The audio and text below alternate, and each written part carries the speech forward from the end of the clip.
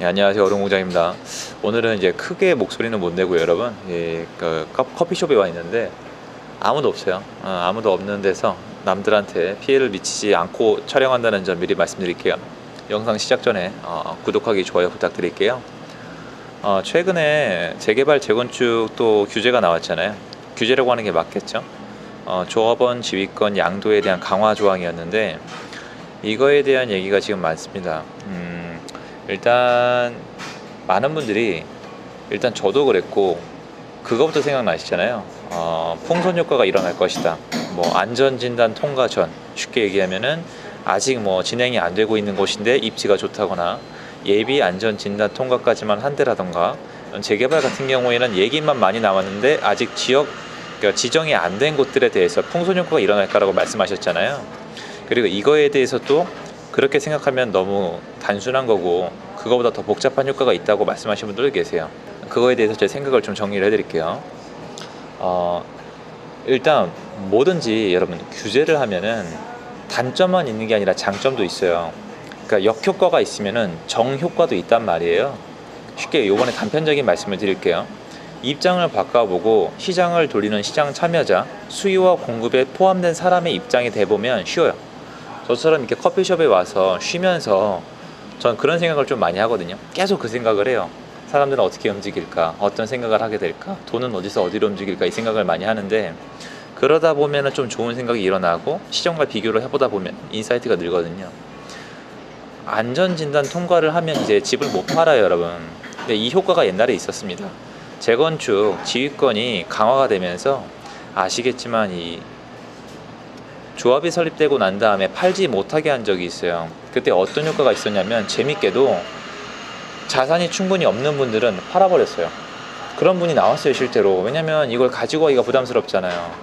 나는 이제 재건축이 10년이 걸릴지 15년이 걸릴지 모르는데 이걸 가져가기 부담스러우신 분들은 약간 심적으로 위축이 돼서 팔았단 말이에요.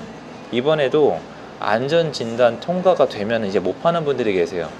그러니까 안전진단 통과가 되고 나면 내 자산을 더 이상 처분할 수 없으니까 심리적으로 많이 위축이 돼서 그냥 팔아버리는 분들이 나올 수가 있다는 얘기예요. 근데 문제가 있어요. 원래 이 규제의 정효과 중에 하나는 이거예요. 오래 가져가지 못할 분들, 단순히 완전히 단기적으로 시세 차익만 노리고 사신 분들이 집을 팔아버리게 만드는 게 원래 노린 효과 중에 하나예요. 그런데 지금 정부 규제가 아무것도 먹히지 않는 이유가 있어요. 여러분도 저와 함께 천천히 생각을 해봐요. 정부의 대부분의 규제는 집을 가진 사람이 파세요입니다. 동의하시죠? 집을 가진 사람이 팔아서 시중에 매물이 많아지면 시세가 꺾인다는 겁니다. 그리고 사는 사람들도 앞으로 이런 식으로 단지 시세 차익만 노리고 사는 건 안 되기 때문에 네가 거주할 집만 사라, 이렇게 가고 있는 거예요. 좋게 가고 있다고 저는 생각을 해요. 근데 문제가 뭐냐면 강제로 팔게 하곤 싶잖아요. 지휘권도 강화시키고 이거저거 막 규제를 취하잖아요.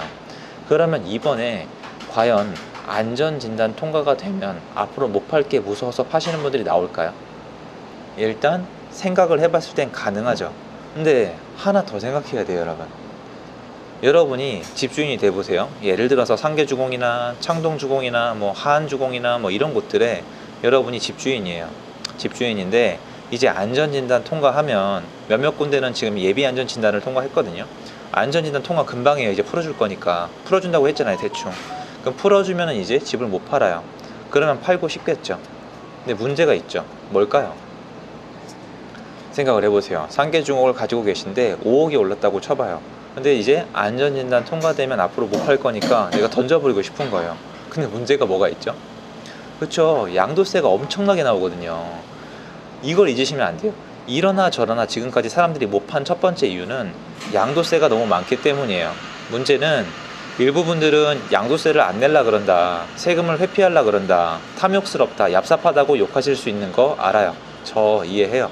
이해하는데 입장을 바꿔서 이게 우리 집 일이 된다면 세금으로 대부분의 차익을 뺏기는 거를 가만히 눈뜨고 당할 사람은 없어요. 그렇기 때문에 못 팝니다. 못 파는 사람이 더 많을 가능성이 높아요. 그래서 일부 지역에서는 미리 팔라는 분들이 나올 수도 있어요. 그건 저도 인정을 합니다. 그런데 그분들이 많지 않을 뿐만 아니라 이미 매물이 많이 잠겨 있고요. 증여 때문에, 증여도 있고 이런저런 일 때문에. 그리고 팔고 싶은 분도 양도세를 계산하고 나면은 팔고 싶은 마음이 또 줄어들 거기 때문에 그런 분들이 되게 적을 거예요. 그래서 여러분들이 만약에 나는 나중에 그 지역에 예를 들어서 상계동에 새 아파트를 원한다, 미리 재건축될 아파트 사놓고 싶다, 그렇다 하더라도 여러분이 사고 싶은 좋은 매물이 나올 수 있는 기간이 짧아요.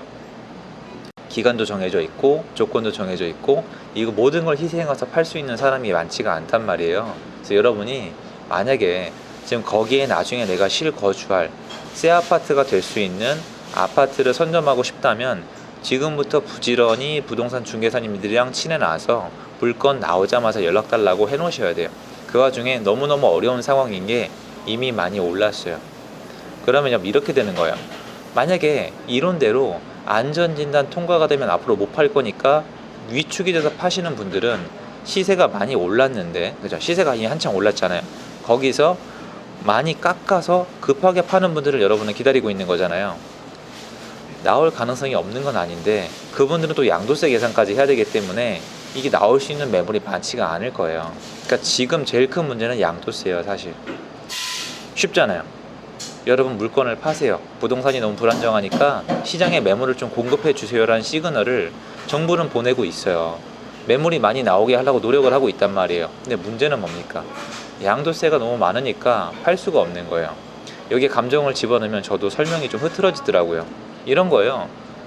많이 설명 들으셨잖아요. 좀 극단적인 예로 여러분이 아파트를 팔아서 10억이 남았는데 6억에서 7억을 세금으로 내라는 거예요. 그럼 집을 없는 분들은 당연히 야 차익이 3억인데 충분한 거 아니냐는 얘기를 할 테지만 집을 가진 분들은 세금이 7억이나 된다는 생각을 하는 게 당연히 인간 대 인간으로서 이해할 수 있는 면이라고 저는 생각을 하거든요. 자, 그러면 정리를 해볼까요?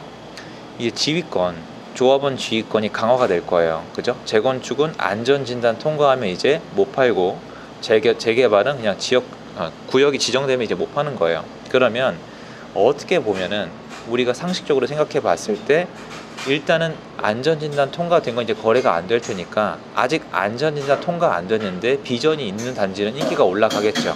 이거는 장기적으로 눈에 보여요. 근데 단기적으로 역효과로, 그러니까 정효과죠. 안전진단 통과된 다음에 못 팔까봐 팔라는 분들이 있을 거예요. 이걸 기대하는 건 저도 좋아요. 그런데 예전에 몇 번의 이런 규제가 나왔을 때 효과가 왜 없었냐면 양도세 때문에 안 팔더라는 거예요. 그러니까 그것까지 생각을 하셔야 되기 때문에 이 기회가 얼마나 있을지 얼마나 길게 있을지는 시장에 나가봐서 판단을 하셔야 돼요. 재개발도 마찬가지예요. 근데 전 재개발이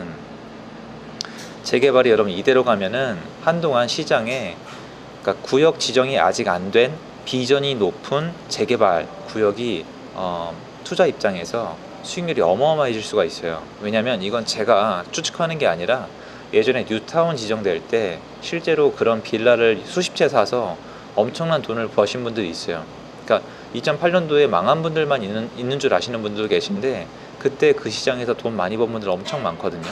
뉴타운, 재개발, 빌라 투자를 통해서 그런 시장 앞으로 펼쳐질 거예요. 펼쳐질 거는 맞는데 예전과 똑같아요. 여러분, 재개발, 재건축은 지금 이대로 가면은 정부 정책이고 정부의 시스템에 많은 영향을 받기 때문에 만약에 중간에 가다가 말이 바뀌거나 시스템이 바뀌면은 직격탄을 받을 수가 있거든요. 또한 부동산 시장이 중간에 꺾이면은 구축 같은 경우나 신축 같은 경우는 실물이 있기 때문에 전세 월세로 버틸 수 있지만 아직 빌라 단계잖아요. 이 빌라를 허물고 재개발이 될 거란 뜻은 빌라가 오래된 빌라란 뜻이거든요. 실제 이용 가치가 많이 떨어져 있단 말이에요. 그러면 여러분이 어느 쪽을 레버리지를 썼든 전세든 대출이든 더 이상 버티기 어려워질 수가 있어요. 개수가 많다면 더더욱. 그래서 리스크 관리도 하셔야 돼요. 그러니까 두 가지를 조심하라고 말씀드리고 싶은 거예요. 뭐냐면 재개발 구역이라고 아직 지정이 안 됐다고 사람들이 동의서를 진구하고 다닌다고 해서 무조건적으로 막 사람들 따라 들어가서 여러 채 사시는 등 투기적인 투자를 하시는 거는 저는 좀 조심하셨으면 좋겠고요. 그리고 상계동이나 중계동이나 목동 많잖아요. 그러니까 서울 이렇게 많다고 하긴 뭐하냐, 단지가 많잖아요. 그 많은 단지 중에 나는 이거 나중에 지금 올라갈 것 같으니까 무조건 사둬야겠다는 분들은 어쨌건 간에 단기적으로나마 안전진단 통과 후에 팔지 못할 걸 염두에 둬서 던져버리는 물건이 아주 소량은 나올 수 있다. 근데 저는 원래 이렇게 꽤 나올 수 있다고 생각을 하거든요. 단기적으로 원래는 꽤 나와야 되는데 양도세 때문에 많이 못 나올 것 같거든요. 그러니까 무작정 가서 사지 말고 이런 매물들이 좀 나오는 데는 시세가 내려가거든요. 그런 단지가 있는지 없는지 한 번쯤은 살펴봤으면 좋겠다, 이런 생각을 해요 저는. 그래서 정리하자면 풍선효과는 있을 것이다.